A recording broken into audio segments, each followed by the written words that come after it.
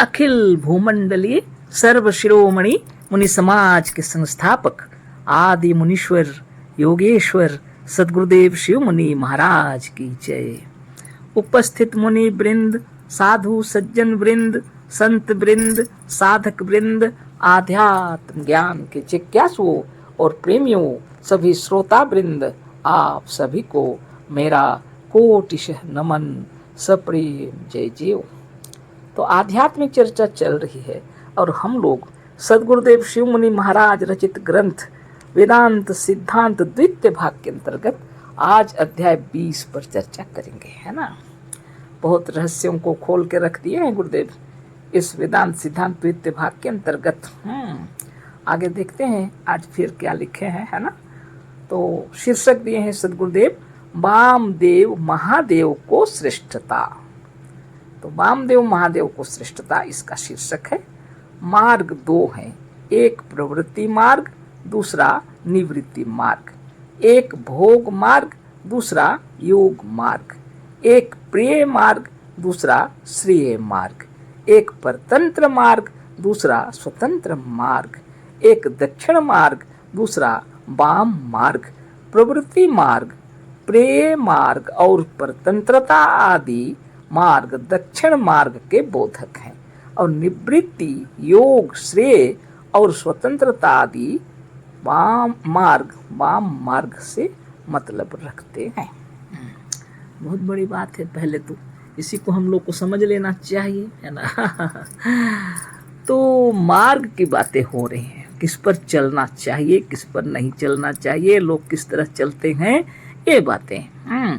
मार्ग भी दो हैं, एक प्रवृत्ति मार्ग है, दूसरा निवृत्ति मार्ग। एक भोग मार्ग, दूसरा योग मार्ग। अगर प्रवृत्ति मार्ग में चलेंगे तो निश्चित रूप से भोग मार्ग है वो, और निवृत्ति मार्ग में चलेंगे तो निश्चित रूप से वह योग मार्ग है। एक प्रिय मार्ग, दूसरा श्रेय मार्ग, है ना। और एक परतंत्र मार्ग, दूसरा स्वतंत्र मार्ग। प्रिय में प्रार्थना उना से लेकर सब ये सब आता है, प्रवृत्ति मार्ग में रहेगा। और जब श्रेय मार्ग है तो आपको वह निवृत्ति मार्ग में प्राप्त होगा, है ना। बहुत बड़ी बात। और परतंत्र मार्ग और दूसरा स्वतंत्र मार्ग है। एक परतंत्र कर देगा आपको प्रवृत्ति मार्ग में चलेंगे, और एक स्वतंत्र कर देगा आपको जब योग निवृत्ति मार्ग में चलेंगे, है ना। एक दक्षिण मार्ग है, दूसरा वाम मार्ग। एक को दक्षिण मार्ग बोलते हैं और दूसरा को वाम मार्ग। प्रकृति मार्ग में क्या क्या आता है? प्रिय मार्ग और परतंत्रता आदि मार्ग दक्षिण मार्ग के बोधक हैं। ये परतंत्रता हुआ, प्रिय मार्ग हुआ, ये सब दक्षिण मार्ग के अंतर्गत आते हैं। दक्षिण मार्ग बतलाने वाले, बोध कराने वाले हैं। और निवृत्ति, योग, श्रेय और स्वतंत्रता आदि मार्ग वाम मार्ग से मतलब रखते हैं। निवृत्ति मार्ग में आते हैं योग, श्रेय और स्वतंत्रता आदि मार्ग वाम मार्ग से मतलब रखते हैं, ऐसे बतलाते हैं हम लोग को। इस उत्तम वाम मार्ग के देवता स्वामी, उपदेशक व गुरु महादेव हैं। अतः महादेव का नाम वेदों में वामदेव कहा है। बहुत बड़ी बात हो गई। तो ये जो निवृत्ति मार्ग है, योग, श्रेय और स्वतंत्रता आदि मार्ग, ये जो है वाम मार्ग से मतलब रखते हैं। इस उत्तम वाम मार्ग के देवता स्वामी, उपदेशक व गुरु महादेव हैं। अतः महादेव का नाम वेदों में वामदेव कहा है। ये है वामदेव। महादेव को ही वामदेव कहा गया है वेदों में, है ना। दक्षिण भुजा की ओर दक्षिण और वाम भुजा की ओर उत्तर दिशा है। अब पृथ्वी में जो हो रहा है उसको भी देखिए, दक्षिण भुजा की ओर। अगर आप माने यहाँ गुरुदेव जो लिखे हैं उसको देख लीजिए, है ना। उत्तर की ओर क्या क्या लिखे हैं, पूर्व पश्चिम उत्तर। हाँ ठीक। तो यहाँ चित्र भी बना दिए हैं गुरुदेव, है ना। तो इसमें गुरुदेव बतला रहे हैं, है ना, दक्षिण भुजा दाहिने हाथ की ओर, दक्षिण और वाम भुजा बाएं हाथ की ओर आपका उत्तर दिशा है। पूरब की ओर मुंह करके जब खड़े हो जाएंगे आप, तो आपके दाहिने हाथ की ओर दक्षिण होता है और बाएं हाथ की ओर उत्तर, और आपके पीछे होता है पश्चिम, है ना। इसी को बता रहे हैं, दक्षिण भुजा की ओर दक्षिण और वाम भुजा की ओर उत्तर दिशा है। दक्षिण मार्ग भोग मार्ग होने से दक्षिण और नरक और यमराज का स्थान माना जाता है। लोग ऐसे ही मानते हैं। दक्षिण मार्ग भोग मार्ग होने के कारण दक्षिण में यहाँ रहता है, और इसको नरक और यमराज का स्थान मानते हैं लोग, दक्षिण दिशा को। तद्वत वाम मार्ग श्रेय मार्ग होने के कारण वाम दिशा यानी उत्तर दिशा की ओर महादेव, कैलाश और स्वर्ग का स्थान माना गया है। और उसी तरह, है ना, तद्वत मतलब इसी तरह वाम मार्ग जो है श्रेय मार्ग होता है, इसमें श्रेष्ठता की बात हो रही है ना। और इसके बता रहे हैं कि होने के कारण यह वाम दिशा उत्तर दिशा की ओर है। ये महादेव, कैलाश और स्वर्ग का स्थान माना गया है। यहाँ महादेव रहते हैं कैलाश पर्वत में, और इधर उत्तर दिशा इसको महादेव रहते हैं कैलाश पर्वत में, स्वर्ग का स्थान माना गया है। इसी से कोई भी शुभ कर्म आर्य लोग दक्षिण ओर मुख करके नहीं करते। भारत के जितने रहने वाले को आर्य लोग कहा जाता है। पहले कहते थे आर्य मनुष्य श्रेष्ठ होता है, तो इसमें जितने लोग कोई शुभ कर्म करते थे तो आर्य लोग हमेशा पूर्व या उत्तर की ओर करते थे, दक्षिण में मुंह करके करते ही नहीं के कोई कार्य, है ना। इसी से कोई भी शुभ कर्म आर्य लोग दक्षिण ओर मुंह करके नहीं करते। यहाँ जो चित्र बना दिए हैं गुरुदेव, उपरोक्त चित्रानुसार पृथ्वी खड़ी आकाश में घूम रही है।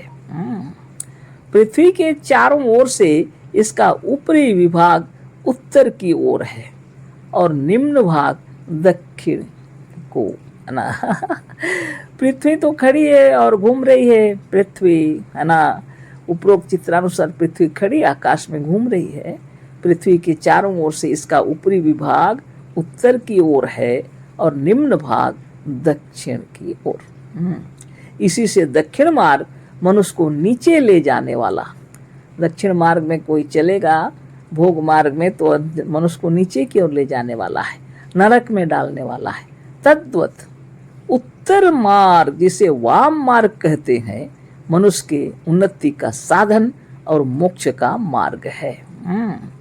तो उत्तम बता रहे हैं गुरुदेव वाम मार्ग को, लेकिन लोग गलत समझते हैं, समझते नहीं उल्टा समझते हैं ना। तो उत्तर दिशा की ओर वाम मार्ग वाले श्रेय कहलाते हैं और ये मोक्ष के प्राप्ति के योग्य हो जाते हैं। उन्नति का साधन और मोक्ष का मार्ग बता रहे हैं वाम मार्ग को। गुरुदेव के शब्दों में तद्वत उत्तर मार्ग जिसे वाम मार्ग कहते हैं मनुष्य के उन्नति का साधन और मोक्ष का मार्ग है। यही कारण है कि जिससे आर्य लोगों ने महादेव का निवास स्थान उत्तर की ओर माना है। इसीलिए आर्य लोगों ने, भारत के श्रेष्ठ जन जो हैं, उन्होंने महादेव का निवास स्थान उत्तर की ओर माना है। सबको पता है कैलाश पर्वत में महादेव जी हैं बोल के सभी कहते हैं। अब इसमें जो विशेष वक्तव्य है सो सुनिए। अब इसमें जो विशेष वक्तव्य बताया गया है वह सुनिए। कहते हैं, ऊपर के चित्र को देखने से यह मालूम होता है कि पृथ्वी का ऊपरी विभाग ठीक सीधा नहीं है। चित्र को देखने से मालूम पड़ता है कि पृथ्वी का ऊपरी भाग पूरा पूरी सीधा नहीं है, किंतु ईशान कोण की ओर झुका हुआ है। किंतु पृथ्वी पूरी सीधा नहीं होकर ईशान कोण की ओर झुकी हुई है ना। इसी से इस कोण का नाम ईशान कोण, ईशान है ना, इस हुआ क्योंकि ईशान नाम महादेव का है। दीर्घ ई और तालवेशा में अकार और ना ईशान कोण कहा जाता है। ईशान कोण का मतलब होता है महादेव। ईशान मतलब है महादेव का स्थान। महादेव का स्थान उत्तर को इसलिए माना गया है कि इसका उत्तरी ध्रुव नॉर्थ पोल पूर्व ऊपर की ओर है। इसको कहते हैं महादेव का स्थान उत्तर को इसलिए माना गया है क्योंकि इसका जो उत्तरी ध्रुव नॉर्थ पोल ऊपर की ओर, इसी से नक्शे में उत्तर की दिशा ऊपर की ओर और दक्षिण दिशा नीचे को मानी जाती है। सबको मालूम है ऊपर की ओर है नॉर्थ पोल, ओ उत्तरी ध्रुव, और दक्षिण नीचे की ओर है ना, नीचे जो दक्षिण दिशा में है ना। तो पिछले अध्यायों में वामदेव का संबंध आकाश के साथ प्रबल प्रमाणों से सिद्ध हो चुका है। बहुत बड़ी बात हो गई। पिछले अध्याय में सद्गुरुदेव बहुत अच्छा से हम लोग को समझा दिए हैं, है ना, कि आकाश का स्थान ऊपर माना जाता है। कुछ मानते ही हैं, है ना। तो गुरुदेव का कहना है जैसे नॉर्थ पोल ऊपर की ओर है और साउथ पोल नीचे की ओर, दक्षिण दिशा नीचे मानी जाती है। पिछले अध्यायों में महादेव का संबंध आकाश के साथ प्रबल प्रमाणों से सिद्ध हो चुका है और आकाश का स्थान भी ऊपर को माना जाता है। अतः महादेव का निवास स्थान भी ऊपर की ओर है, कारण कि ऊपर या उत्तर दोनों एक ही शब्द हैं। आप ऊपर कहें या उत्तर कहें, दोनों एक ही शब्द हैं। उत्तर का अर्थ ऊपर है, उत्तर की दिशा से सिद्ध होता है। इससे प्राचीन काल से जो लोग यह मानते आते हैं कि महादेव उत्तर दिशा के स्वामी हैं, वह उत्तर दिशा के देवता हैं, यह सयुक्ति विदित होता है। प्राचीन काल से लोग महादेव को उत्तर दिशा के स्वामी मानते आए हैं। यह सयुक्ति विदित होता है, यह सही बता रहे हैं गुरुदेव। इसमें रंचक मात्र भी संदेह नहीं, जरा भी संदेह नहीं है, क्योंकि महादेव सचमुच में उत्तर दिशा के मालिक हैं बोल के बता रहे हैं। इस उत्तर की दिशा को जो दक्षिण दिशा के विपरीत माना जाता है, इस उत्तर दिशा को दक्षिण दिशा के विपरीत ही तो मानेंगे ना, हम वाम दिशा भी कह सकते हैं। अब ऐसी स्थिति जब आ जाती है, ये उत्तर दिशा को दक्षिण दिशा का विरोधी मान लेते हैं, तो तब इसको कहते हैं वाम दिशा भी कह सकते हैं। यहाँ वाम और उत्तर का एक ही अर्थ है। वाम और उत्तर का एक ही अर्थ है। वाम मार्ग व उत्तर मार्ग परमेश्वर का मार्ग है। वाम मार्ग या उत्तर मार्ग परमेश्वर का मार्ग है। इसी से सूर्य उत्तरायण होते हैं व वाम दिशा को आते हैं। इसीलिए सूर्य जब उत्तरायण होते हैं या वाम दिशा को आते हैं, तभी महात्मा लोग अपने शरीर को छोड़ना शुभ समझते हैं। महात्मा लोग अपनी इच्छा से जब शरीर छोड़ते हैं, सूर्य जब उत्तरायण होते हैं या वाम दिशा को आते हैं, तब महात्मा लोग अपना शरीर छोड़ना शुभ समझते हैं। जिस काल में सूर्य उत्तरायण होता है, जिस समय सूर्य वाम दिशा को प्राप्त होता है, वह समय शास्त्रों में मोक्षदायी माना गया है। बहुत बड़ी बात है। जो इच्छा मृत्यु, जब लोग साधक लोग अपनी इच्छा से जब शरीर छोड़ते हैं, तो इस पृथ्वी में जब सूर्य अपने भारत की तरह की बात हो रही है, उत्तरायण को जाता है सूर्य, है ना, वाम दिशा की ओर जाता है, तब योगी लोग इस समय शरीर को त्यागते हैं, है ना। यह समय शास्त्रों में मोक्षदायी माना गया है, दिन के समय ही, है ना। सूर्य में आकर्षण शक्ति है, वह जब उत्तर की ओर होता है तो योगी अनायास ही महेश्वर के स्थान को प्राप्त होते हैं, है ना। बहुत बड़ी बात। सूर्य जब में आकर्षण शक्ति है और वह जब उत्तर की ओर होता है तो योगी अनायास ही महेश्वर के स्थान को प्राप्त होते हैं, क्योंकि महादेव का स्थान उत्तर की ओर सिद्ध हो गया है। उत्तरायण काल में सूर्य सर्वदा ईशान कोण से निकलता है। इस समय सूर्य ठीक उत्तरी ध्रुव के ऊपर रहता है। इसी से उत्तरी ध्रुव में 6 महीने का दिन और 6 महीने की रात होती है। वहाँ का उत्तरायण दिन और दक्षिणायन रात्रि है ना। तो योगी को मरने के बाद इसी मार्ग से जाना होता है, अतः दिन में जाना अच्छा माना गया है। इस तरह की बात है। देखिए कितनी बड़ी बात। साधन ध्यान तपस्या करके जब लोग अपने को जीत लेते हैं, तो अपनी इच्छा से जब शरीर त्याग करते हैं, जब उनकी इच्छा होती शरीर त्यागने की, तो ये सूर्य जब उत्तरायण होता है, उत्तर दिशा की ओर, ईशान कोण की ओर से चलने लगता है जब, तब शरीर छोड़ने से मोक्ष प्राप्त होता है। देखिए उसको फिर से हम पढ़ देते हैं। सूर्य में आकर्षण शक्ति है, वह जब उत्तर की ओर होता है तो योगी अनायास ही महेश्वर के स्थान को प्राप्त होते हैं, क्योंकि महादेव का स्थान उत्तर की ओर सिद्ध हो गया है। उत्तरायण काल में सूर्य सर्वदा ईशान कोण से निकलता है। उस समय सूर्य ठीक उत्तरी ध्रुव के ऊपर रहता है। इसी से उत्तरी ध्रुव में 6 महीने का दिन और 6 महीने की रात होती है। वहाँ का उत्तरायण दिन और दक्षिणायन रात्रि है। योगी को मरने के बाद इसी मार्ग से जाना होता है, अतः दिन में जाना अच्छा माना गया है। इसमें कई एक शंकाएं होती हैं, परंतु विस्तार भय से अभी यहाँ नहीं लिख सकते। अवकाश मिलने पर इसके लिए एक स्वतंत्र लेख होगा, परंतु विचारवानों के लिए इतना भी बहुत है। साधन करते करते सब सवालों के जवाब आपको मिल जाते हैं, है ना। अभी आगे पढ़ते हैं, है ना। प्रश्न, क्या शिवोपासना व वाम मार्ग में मद्य, मांस और मछली का खाना धर्म लिखा है? यदि नहीं तो यह किसका कथन है? अब तो भी मुश्किल की बात हो गई, है ना। इसमें श्लोक, दोहा और श्लोक ये सब दिए हैं गुरुदेव, उसको पढ़ना होगा और आगे उसको समझाए हैं, है ना। तो लोग कितने गलत फहमी में रहते हैं, वेदों को पढ़ते हैं फिर भी नहीं समझते, है ना। यहाँ प्रश्न दिए हैं गुरुदेव, क्या शिवोपासना व वाम मार्ग में मद्य, मांस और मछली का खाना धर्म लिखा है? यदि नहीं तो यह किसका कथन है? वाम मार्ग लोग जानते हैं क्या?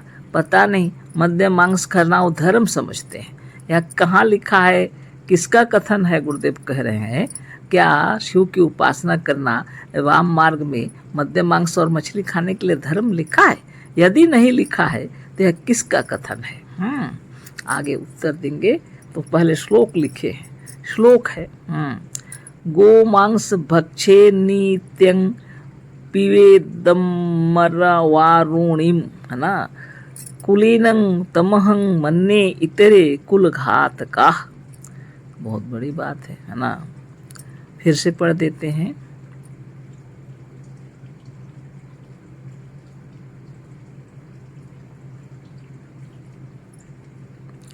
गो मांस भक्षे नित्यं पिबेदमरवारुणिम कुलीनं तमहं मन्ये इतरे कुल घातका।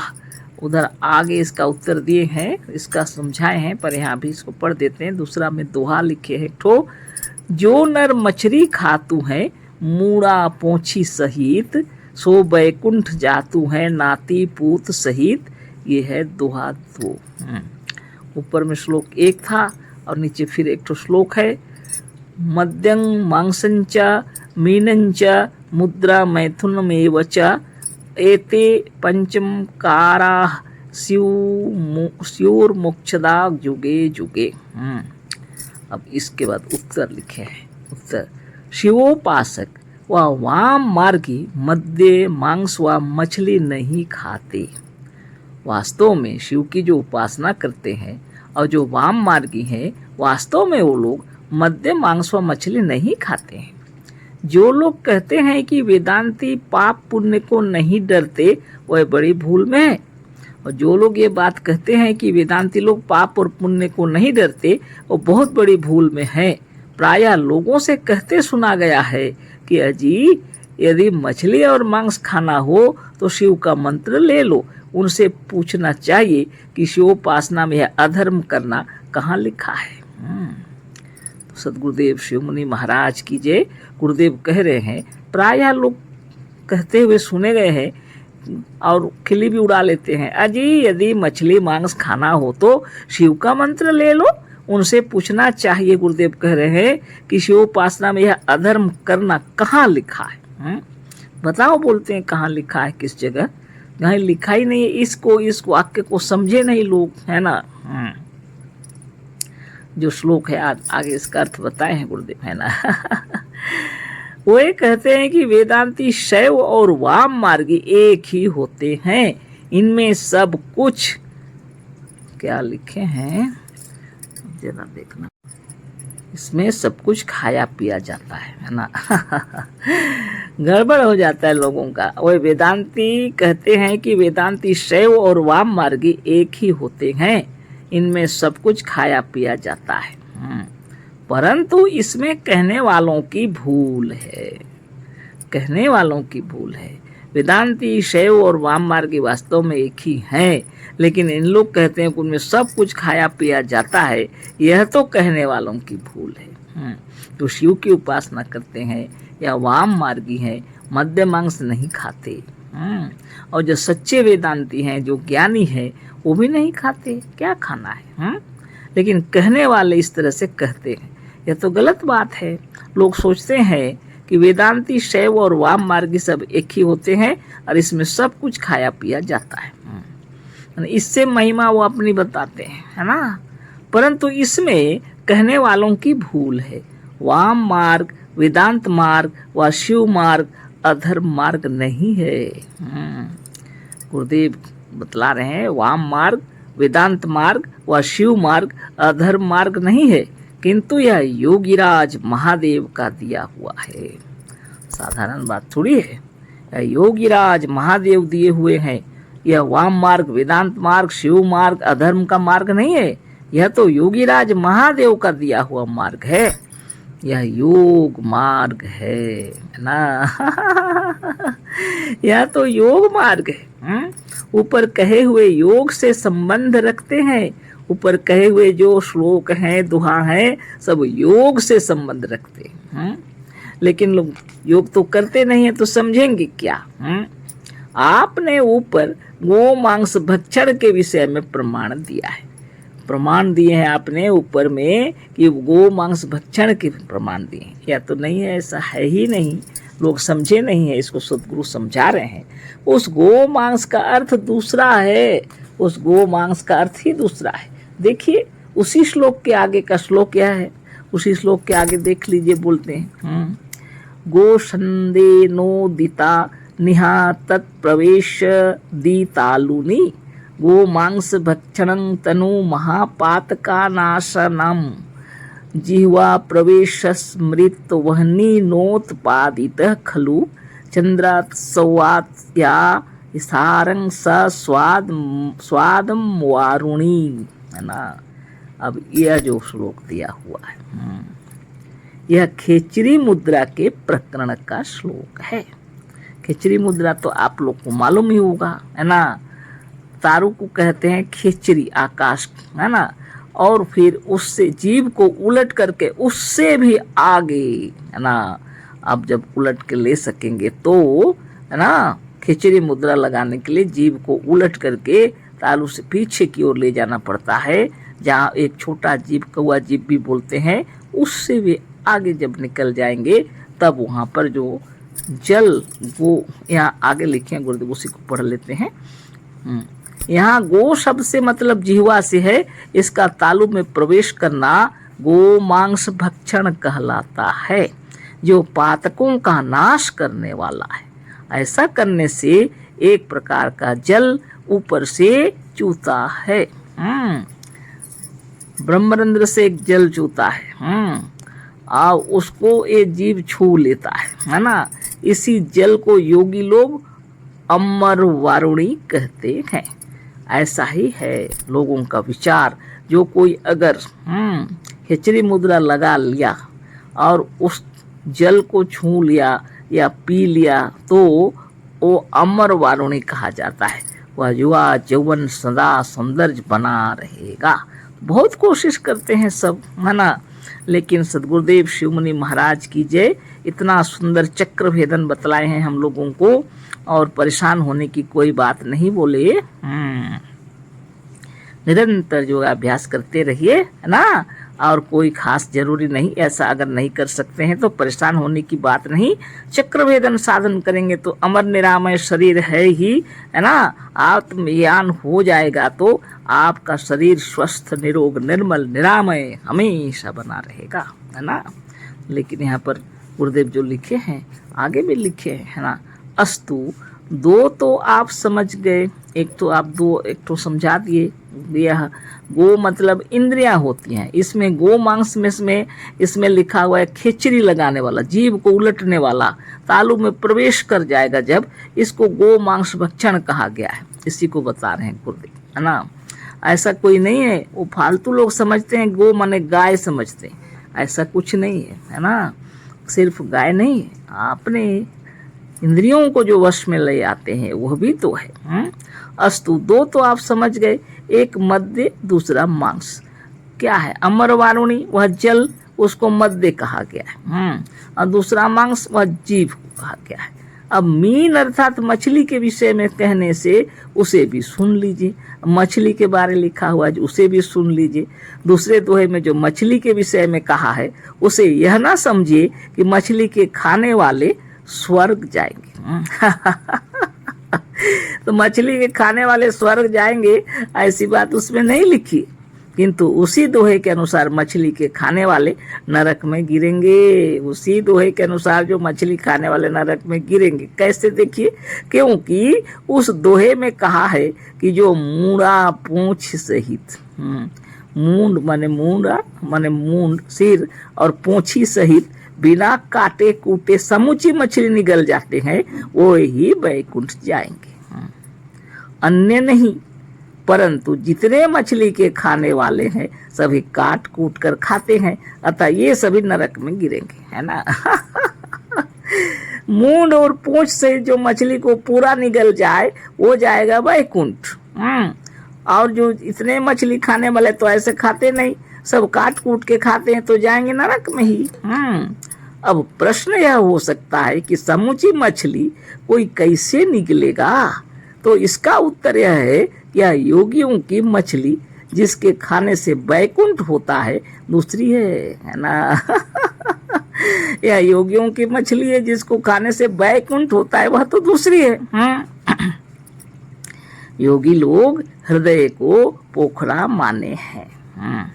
उसमें पोखरे की भांति एक कमल भी है। इसी पोखरे में एक मछली विचरती है जिसको श्वास वायु कहते हैं। इस श्वास वायु के दो भेद हैं, एक प्राण दूसरा अपान। हम लोग जो श्वास ले रहे हैं इस श्वास वायु का एक, इसमें दो भेद है, एक प्राण है और दूसरा अपान। ये है योगी लोग की बात। देखिए कितने सुंदर गुरुदेव बतला रहे हैं। फिर से हम पढ़ देते हैं। अब प्रश्न यह हो सकता है कि समूची मछली कोई कैसे निकलेगा? तो इसका उत्तर यह है कि यह योगियों की मछली जिसके खाने से वैकुंठ होता है दूसरी है ना। योगी लोग हृदय को पोखरा माने। अब हृदय बोलने से आप समझ लेंगे अपना छाती वाली बात, वाली बात नहीं है। यहाँ मस्तिष्क के भीतर को गुरुदेव हृदय बोलते हैं। हृदय कमल वहाँ बोला जाता है। वहाँ मान सरोवर जहाँ बोला जाता है वह हृदय कमल की बात हो रही। योगी लोग हृदय को पोखरा माने हैं। उसमें पोखरे की भांति एक कमल भी है।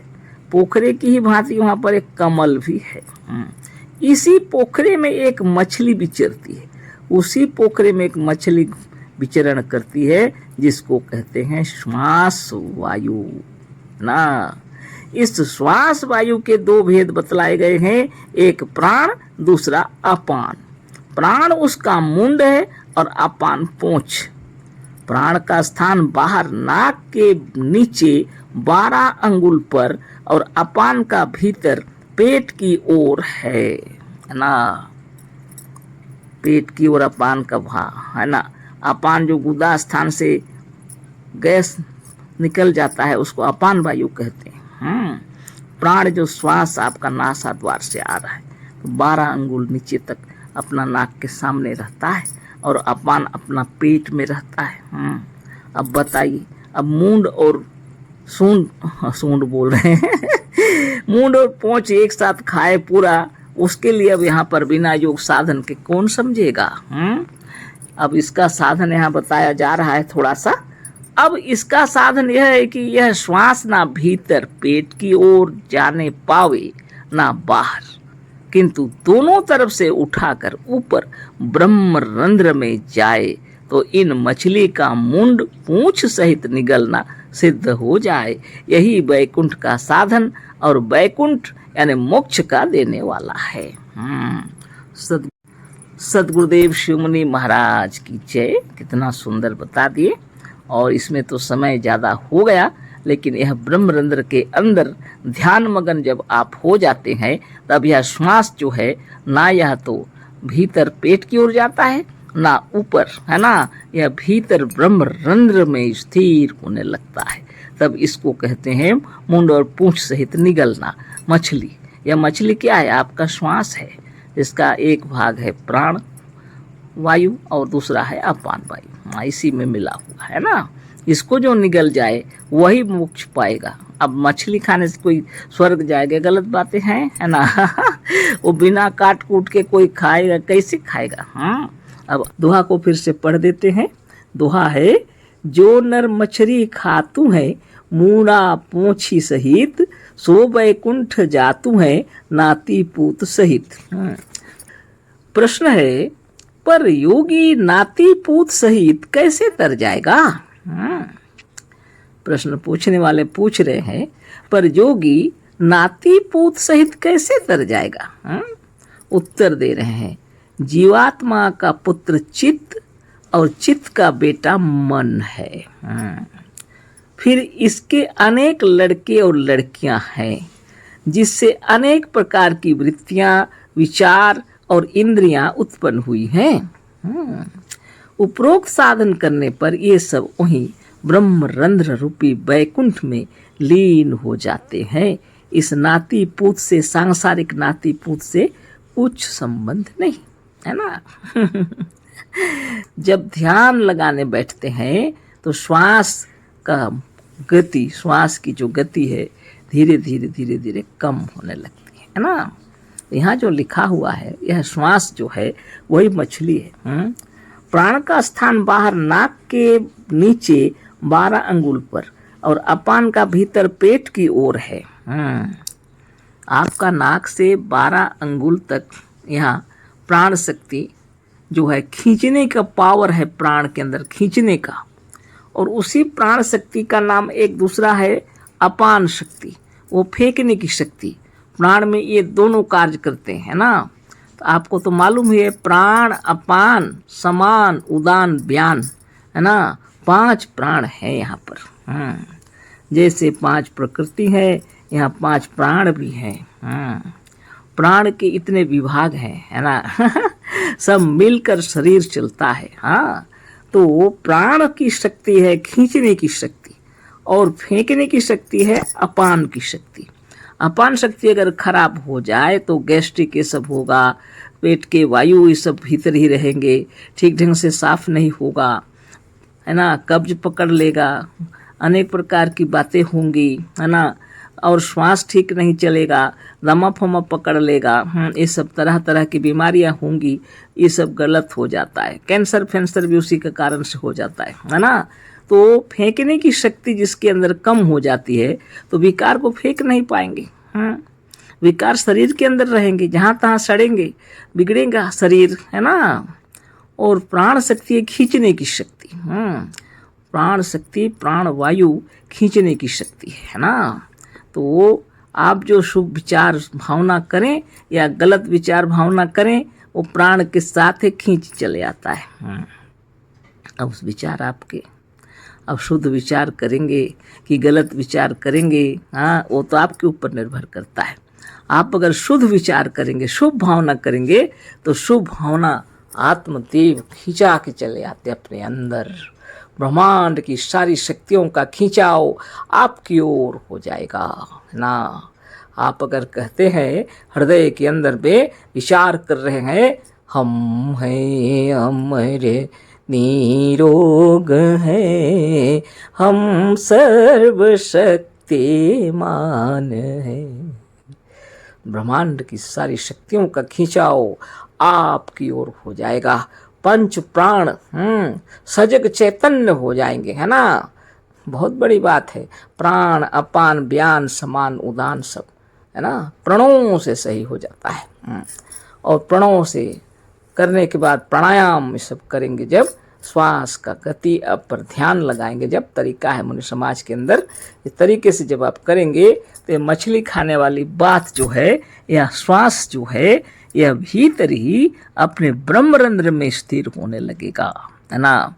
नाक से बाहर नहीं निकलेगा, ना तो पेट के अंदर की ओर, है ना। कितनी बड़ी बात है, देखिए।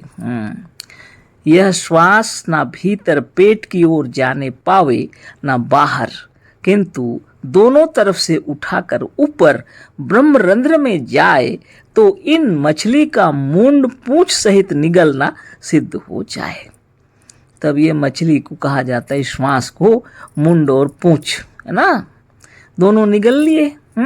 यही वैकुंठ का साधन और वैकुंठ मोक्ष का देने वाला है। जब तक स्वरूपस्थ नहीं होंगे, जब तक समाधिस्थ नहीं होंगे, है ना, वैकुंठ कहाँ से होगा आपका, मोक्ष कहाँ से होगा आपको। यही बात है। यहाँ प्रश्न पूछने वाले चकित हो गए, नाती पोत सहित कैसे भई तरेगा। इसी का उत्तर यहाँ गुरुदेव दे रहे हैं। जीवात्मा का पुत्र है चित्त, चेतना। जीवात्मा, आप जीव है, हम भी जीव हैं। जीवात्मा का पुत्र है चित्त, यानी चेतना, चैतन्य। और चित्त का बेटा है मन। जहाँ चेतना है वहाँ इच्छा, वहाँ मन होगा कि नहीं। इतना सुंदर समझाए हैं सद्गुरुदेव। जीवात्मा का पुत्र है चित्त और चित्त का बेटा है मन। फिर इसके अनेक, मन की अनेक प्रवृत्तियां, 50 प्रकृति कहते हैं। 1000 प्रकार की प्रवृत्तियां हैं। ये हैं लड़के लड़कियां, जिससे अनेक प्रकार की वृत्तियां हैं। फिर मन है बेटा, फिर इसके अनेक लड़के और लड़कियां हैं बेटा, इसके अनेक प्रकार की वृत्तियां हैं। विचार और इंद्रियां उत्पन्न हुई हैं। उपरोक्त साधन करने पर ये सब वहीं ब्रह्मरंध्र रूपी वैकुंठ में लीन हो जाते हैं। अब ध्यान मग्न हो गए आप, सब सिमट के इकट्ठे हो जाते हैं, है ना। इस नाती पूत से, सांसारिक नाती पूत से कुछ संबंध नहीं है। यह अपने आध्यात्मिक चर्चा चल रही है। यहाँ हमारे बाहर के नाती पूत से इसका संबंध नहीं है। जो योगाभ्यास करेंगे, जो साधन करेंगे, वही तरेंगे। मेरे साधन करने से मेरे बच्चे तर जाएंगे, ऐसी बात नहीं है। क्या किसी का कल्याण होगा, आपके घर का धन धान्य से परिपूर्ण रहेंगे, समस्त प्रकार की इच्छाएं परिवार की चलेंगी अच्छे ही। लेकिन अगर आपको मोक्ष की आवश्यकता है तो नित्य साधन करना पड़ेगा। स्वयं ध्यान, तपस्या, समाधिस्थ होना आपका काम है ना। मेरे समाधिस्थ होने से मेरे बच्चे का समाधिस्थ हो जाना, वैसा नहीं होता है। ऐसा कभी नहीं होता है। बड़े बड़े महात्मा, इसलिए वेदों में देखिए, कोई अपने बच्चों को समझा रहे हैं, कोई अपनी पत्नी को समझा रहे हैं, कोई अपने माता पिता को समझा रहे हैं, कोई अपने पतिदेव को समझा रहे हैं, और अपना योग ध्यान तपस्या की बातें चल रही हैं। ये साधन है, तपस्या है, उसके विषय में चर्चा हो रही है ना। तो लोग पढ़ते हैं और समझते नहीं हैं, है ना। तो गुरुदेव कितना सुंदर लिखे हैं, है ना। वैकुंठ में जो जाएगा तो पूरा मछली निगल के खाएगा तभी वैकुंठ जाएगा, है ना। और सिर और पूंछ सहित, है ना। लेकिन लोग क्या करते हैं, सब काट कूट के मछली खाते, जितने खाने वाले, वो कैसे वैकुंठ जाएंगे। ये सब तो जो सभी काट कूट कर खाती है, सभी नरक में जाएंगे, है ना। मछली खाने का है ही नहीं, जरूरत ही क्या है। अपनी श्वास को बस में करने की बात हो रही है। जिसने अपने श्वास को बस में कर लिया, उसने उस महाशक्ति को अपने वश में कर लिया। अपनी ही शक्ति है, अपनी ही महाशक्ति है। या प्राण के कोई बाहर कुछ शक्ति नहीं, यह आत्मा की शक्ति है, लेकिन यह बिखरी हुई है। तो अपने वश में करने का ताकत योगियों के अंदर होता है ना। इसी विषय में चर्चा हो रही है। अब आगे फिर पढ़ते हैं। उपरोक्त साधन करने पर ये सब वही ब्रह्मरंध्र रूपी वैकुंठ में लीन हो जाते हैं। इस नाती पूत से, सांसारिक नाती पूत से कुछ संबंध नहीं है। यहाँ तक हो गया। नाक के जो दोनों छिद्र हैं उनका नाम इड़ा और पिंगला है। हम लोग के नाक के जो दोनों छिद्र हैं उनके नाम भी ऐसे ही हैं, इड़ा और पिंगला। इसको योगी लोग नदी मानते हैं। इसमें विचरने वाली एक मछली है जिसे श्वास कहते हैं। इड़ा है बाएं नाक से चलने वाली, पिंगला है दाएं नाक से चलने वाली। इस श्वास जो है, इस श्वास को कहते हैं मछली, और नदी क्या है, इड़ा और पिंगला। अब इसके विषय में यहाँ पर है शिव संहिता का, यहाँ पर दिए हुए हैं सूत्र लिखे हुए हैं। इड़ा ही पिंगला ख्याता वाराणसी तिहोच्यते, वाराणसी तयोर मध्ये विश्वनाथो अत्र भासितः, इड़ा ही भगवती गंगा पिंगला यमुना नदी, शिव संहिता में लिखा हुआ है। इड़ा और पिंगला जो नाड़ी है उसी को वरुणा और असी नदी कहते हैं। देख लीजिए कितने सुंदर तरीके से बतलाया गया है वेदों में। शिव संहिता के अंदर लोग समझते नहीं, पढ़ते क्या है पता नहीं। तो इड़ा और पिंगला जो नाड़ी है उसी को वरुणा और असी नदी कहते हैं। इन दोनों का जहाँ पर मेल हुआ है उसी को वाराणसी, है ना, वरुणा और असी वाराणसी, है ना, आजकल बनारस कहते हैं। यहाँ पर विश्वनाथ का दर्शन होता है। ये विश्वनाथ कौन है, ये जगत के जो मालिक हैं। आपके अंदर उसका दर्शन होगा। तो वो कौन है फिर, वो विश्वनाथ आप स्वयं हैं। आपके भीतर कौन घुस सकता है, मजाल है कि कोई आपके अंदर घुस जाए, है ना। तो यहाँ पर जो ध्यान लगाएंगे, इड़ा पिंगला में जो नाड़ी, जो नदी जो चल रही है, वरुणा और असी नदी, जब जहाँ इकट्ठे हो जाते हैं, जहाँ मेल होता है, उसको वाराणसी कहते हैं। लेकिन लोग तो बाहर की दुनिया में ही जाते हैं ज़्यादातर, अंदर जाने की तो बात ही नहीं है। जहाँ विश्वनाथ का दर्शन होता है तो भीतर कौन देख रहे हैं, बाहर देखने जाते हैं सब। दूसरे श्लोक में इड़ा को गंगा और पिंगला को यमुना नदी कहा है, और दूसरे श्लोक में फिर लिखा हुआ है इड़ा को गंगा और पिंगला को यमुना नदी कहा है। गंगा यमुना इसी को कहते हैं। इन सब श्लोकों से विदित होता है कि योगी लोग इन्हीं नाड़ियों को नदी और श्वास को मछली माने हैं। अब इतना पढ़ने के बाद आपको मालूम होने लगता है कि योगी लोग इसी श्वास की नलियों को नदी, यानी श्वास की नली क्या कहूँ, यानी इड़ा और पिंगला, यानी इसी को गंगा और यमुना भी कहा गया है। तो इनको नदी कहा गया है, और फिर श्वास को मछली। कितनी बड़ी बात है, सोचिए और विचार कीजिए, है ना। अब बहुत सुंदर तरीके से कहा गया। आगे पढ़ते हैं, है ना। तो आगे क्या लिखा है देखते हैं। अब तीसरे श्लोक का अर्थ सुनिए। तीसरा जो श्लोक है, मध्य मांस मीन मुद्रा और मैथुन, इन पंचम मकारों को मोक्षदायी कहा। अब इस श्लोक को भी फिर से पढ़ लेते हैं, है ना। मध्यं मांसंच मीनंच मुद्रा मैथुन मेवच, एते पंचम मकारा शिवमूर मोक्षदा युगे युगे। अब ये है इसका मंत्र। और इसी मंत्र का यहाँ बता रहे हैं सद्गुरुदेव। मध्य, मांस, मीन, मुद्रा और मैथुन, इन पंच मकारों को मोक्षदायी कहा है। इन सबका माँ से अर्थ, माने माँ अक्षर से शुरू हुआ है। मध्य माँ से शुरू हुआ, मांस भी माँ से शुरू हुआ, मीन में भी माँ ही आरंभ में है, मुद्रा में भी माँ है, मैथुन में भी माँ है आरंभ में। ये सब जो है जिह्वा को तालु बिबर में प्रवेश करने को मांस भक्षण कहते हैं। ये पंच मकार वाले मोक्षदायी कहे गए। लेकिन यहाँ लिखा हुआ है जिह्वा को तालु बिवर, तालु से लेकर उधर जो आगे निकल जाए तो छिद्र है, वहाँ जब आप प्रवेश करेंगे तो इसको कहते हैं मांस भक्षण। जिह्वा को गो कहा गया है, इंद्रियों को, जिह्वा भी एक इंद्रिय है। तो ऐसा करने पर तालु से गिरते हुए जल का पान होता है। अब जीव को उलट करके ले जाएंगे, अभ्यास करना पड़ता है ना।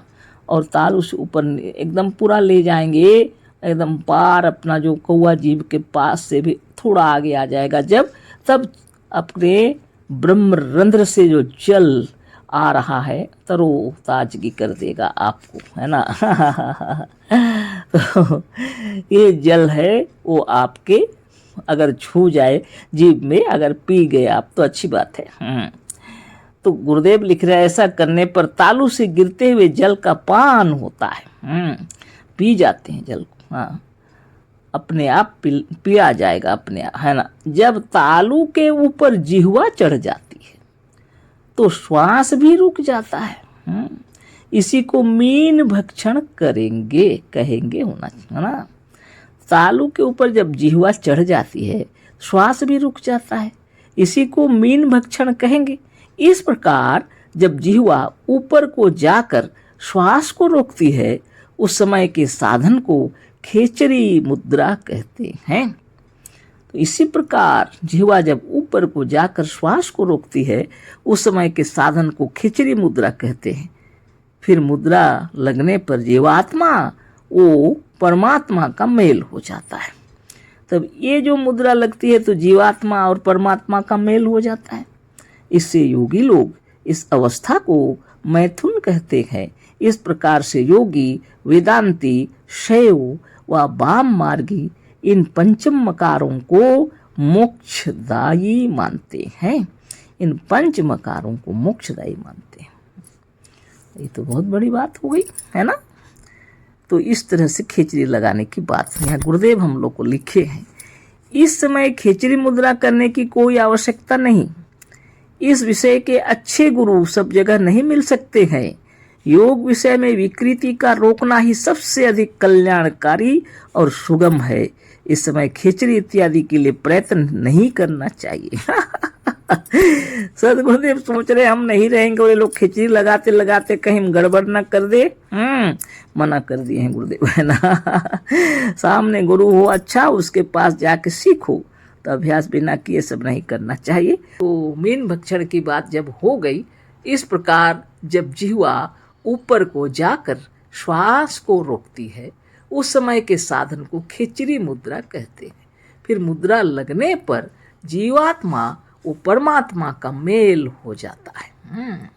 तो जब खेचरी लग जाता है ना, जीवात्मा और परमात्मा का मेल हो जाता है, यानी जीवात्मा परमात्मा एक हो जाते हैं, है ना।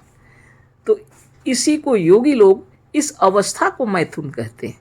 इस प्रकार से योगी वेदांती शैव व वाम मार्गी इन पंच मकारों को मोक्षदायी मानते हैं। इस प्रकार प्रमाणित से सदगुरुदेव बतला दिए कि ये जो पंच मकार हैं, योगी लोग वेदांती लोग शैव मार्गी और वाम मार्गी सब एक ही हैं, और यही पंच मकार जो हैं इसी से मोक्ष प्राप्त होगा और दूसरा कोई उपाय नहीं, है ना। इस तरह की बात है। लेकिन लोग समझे नहीं और तरह तरह की बातें किए। तो मद्यं मांसंच मीनंच मुद्रा मैथुन मेवच एते पंच मकारा स्युर्मोक्षदा युगे युगे लिखा हुआ है ना। और इसी विषय में सदगुरुदेव बहुत सुंदर से विस्तार से सुंदर से समझा दिए हम लोगों को। तो हम लोग को पता चल गया कि इंगला पिंगला ये सब गंगा जमुना ये सब जो है इसी को वरुणा और असी नदी कहते हैं। जहाँ मिलता है वहाँ वाराणसी हो जाता है, जिसको आजकल बनारस कहते हैं। वही विश्वनाथ का दर्शन होता है। भगवान विश्वनाथ कौन है? आपकी आत्मा एकाग्र होकर के भीतर जब एक चित्त हो जाते हैं तो क्या होता है? जीवात्मा और परमात्मा एक हो जाते हैं। आप ही परमात्मा है, यह सच्चा ज्ञान हो जाता है ना। इसी को योगी लोग मैथुन कहते हैं। इसी तरह से योगी लोग की बातें हुई हैं और गुरुदेव आगे लिखे हैं, इसको अब हम लोग पढ़ेंगे। तात्पर्य कहने का यह है कि यह वाम मार्ग योग मार्ग है। सदगुरुदेव कह रहे हैं, कहने का तात्पर्य यह है, कहने का मतलब यह है कि यह जो मार्ग है वाम मार्ग, यही वास्तव में योग मार्ग ही है, दूसरा नहीं है। यह योग मार्ग है ना। इसका अर्थ ना समझकर लोग इसे भ्रष्ट मार्ग समझा करते हैं। जो लिखा हुआ है ना समझ में तरह तरह की बातें उत्पन्न हुई और लोग क्या करेंगे, है ना, इसलिए भ्रष्ट मार्ग कहे। जब साधन नहीं करते, योग नहीं करते, आत्मा और परमात्मा के विषय ज्ञान ही नहीं, खिचड़ी मुद्रा कुछ मालूम ही नहीं, गंगा जमुना किसे कहते हैं पता ही नहीं, सारे दुनिया वाले जा रहे हैं दौड़ करके, है ना, कैलाश पर्वत की ओर, सब लोग बाहर की ओर जाते हैं भगवान को देखने।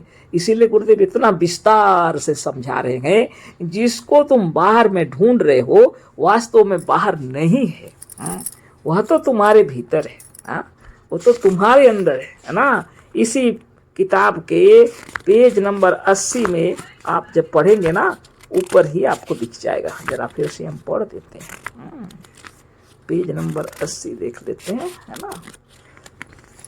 आप ऊपर में ही देखिए, पहला ही जो पैराग्राफ है, यह शून्य पोल का एक ऐसा सूक्ष्म परमाणु है जिसके भीतर करोड़ों ब्रह्मांड चक्कर खा रहे हैं। इसी अणु के भीतर सब है और सारा विश्व है। इससे भी अधिक आश्चर्य का विषय यह है कि वह अणु आपके भीतर है, वह दूर नहीं आपके पास है। इतनी सुंदर तरीके से गुरुदेव लिखे हैं और कितने अच्छे तरीके से फिर आगे लिखे हैं। मान्यवरों, वेदांत के इन गूढ़ सिद्धांतों को विचारिए और बारंबार मनन करिए, तब आप समझिएगा कि सत्य ज्ञान क्या है और हम कौन हैं। इस शून्य अणु के विषय में हम विस्तार से नहीं लिख सकते, परंतु अवकाश मिलने पर इस विषय पे एक स्वतंत्र पुस्तक लिखेंगे। गुरुदेव की किताब में यह लिखा हुआ है। ये तो बहुत पहले हम लोग चर्चा कर चुके थे, आज हम फिर से उसको याद दिला दिए। तो लोग नहीं समझने के चलते वाम मार्ग को भ्रष्ट मार्ग कहते। असमझ है यह, ना समझी है यह, अज्ञानता है ना। इसलिए गुरुदेव बता रहे हैं, अच्छा से हम लोग को समझा रहे हैं कि वाम मार्ग योग मार्ग है। इसका अर्थ न समझकर लोग इसे भ्रष्ट मार्ग समझा करते हैं, परंतु यही एक मार्ग है जिससे मोक्ष मिल सकता है। एकमात्र एक मार्ग है। बिना योग साधन के समाधिस्थ कैसे होंगे? बिना प्रणो, बिना प्राणायाम, बिना ध्यान तपस्या के आपको समाधि प्राप्त होगी कभी नहीं। इस ब्रह्मांड में बहुत से चमत्कार दिखा रहे हैं लोग, तरह तरह का चमत्कार आपको देखने में मिलेगा। यूट्यूब में आप देखेंगे तो, है ना, लेकिन आप उसके अंतस्थल पर प्रवेश करके देखिए, यह जितने चमत्कार बिना आत्मबल, बिना मनोबल, बिना योग बल के कभी नहीं होगा। आत्मबल, मनोबल, ज्ञान बल, योग बल बढ़ाने के निश्चित रूप से कुछ तत्व हैं जिस पर वो ध्यान मगन होकर के वह तत्व प्राप्त किए हैं। कोई तो शमशान में रह कर तपस्या कर रहे हैं, कोई तो शमशान के राख लगा रहे हैं, कोई तो चारों ओर राख और मिट्टी का लेपन करके और आग के बीच में बैठ रहे हैं। कितनी तकलीफ, कितने तपस्या के बाद में कोई चीज प्राप्त हुआ है उन लोगों को। लेकिन सद्गुरुदेव आपको इतना सुंदर साधन बताए हैं।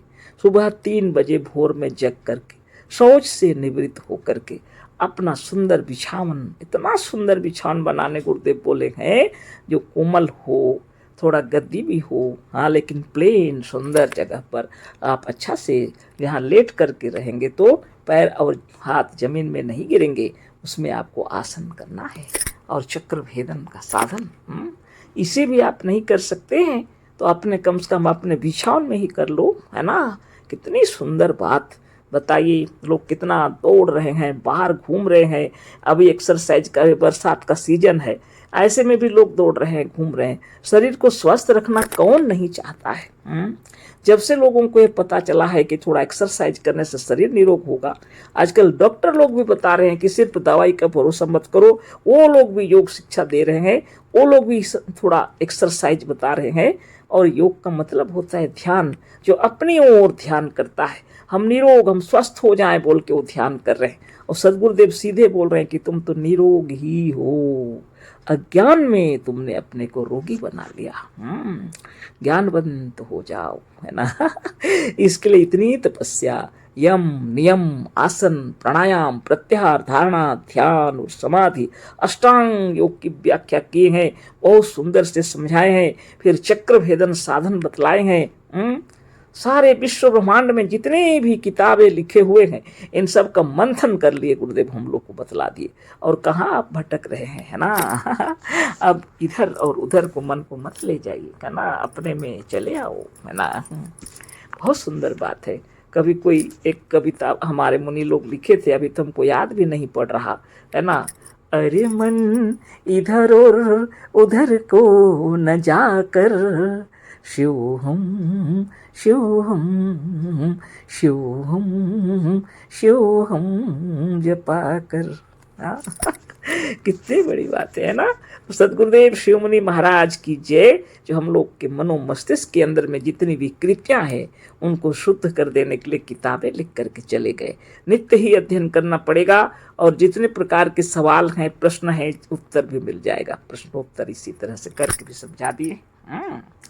तो आगे हम लोग पढ़ते हैं। तो ये जो है इसी से जो वाम मार्ग है, यही मार्ग को वेदांती लोग जो करते हैं ना, उसको फिर हम पढ़ देते हैं ताकि एक समान हो जाए। तात्पर्य कहने का यह है कि यह वाम मार्ग योग मार्ग है।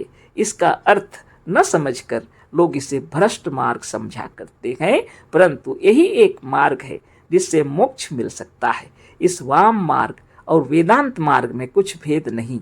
इसी से व्यास जी ने इसे वेदांत शास्त्र का नाम उत्तर मीमांसा रखा, क्योंकि उत्तर और वाम का एक ही अर्थ है। इस वाम मार्ग व वेदांत मार्ग के भी आदि गुरु महादेव ही हैं। इसी से वेद में भी महादेव को वामदेव कहकर सब देवताओं से श्रेष्ठ कहा है। इस तरह से बतला रहे हैं गुरुदेव, है ना। सब देवताओं से श्रेष्ठ हैं महादेव, है ना। और यह वामदेव जो है वो महादेव ही है।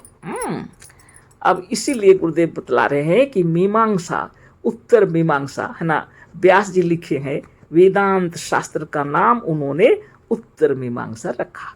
उत्तर का मतलब होता है वाम, है ना। यानी दक्षिण के विरुद्ध में वाम, है ना। दाहिना हाथ बायां हाथ हम लोग कहते हैं, तो दक्षिण के विरुद्ध में विरुद्ध होगा तो वाम होगा, है ना। तो उत्तर मीमांसा के रखा क्योंकि उत्तर का मतलब होता है वाम। इस वाम मार्ग व वेदांत मार्ग के भी आदि गुरु महादेव ही हैं। इसी से वेद में भी महादेव को वामदेव कहकर सब देवताओं से श्रेष्ठ कहा है। देखिए यह निम्नलिखित यजुर्वेद का मंत्र क्या कह रहा है। यजुर्वेद के मंत्र लिख दिए हैं गुरुदेव।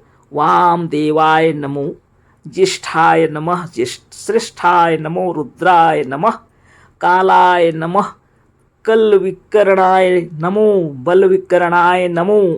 इस तरह से यहाँ पर दिए हुए हैं एक मंत्र यजुर्वेद का, वेद मंत्र है ना। अब आगे बता रहे हैं, वेद कहता है कि ज्येष्ठ श्रेष्ठ रुद्र स्वरूप वामदेव को नमस्कार, है ना। वामदेवाय नमो, ज्येष्ठाय नमो, श्रेष्ठाय नमो, रुद्राय नमः, है ना। उसी का मतलब बता रहे। वेद कहता है कि ज्येष्ठ श्रेष्ठ रुद्र स्वरूप वामदेव को नमस्कार है।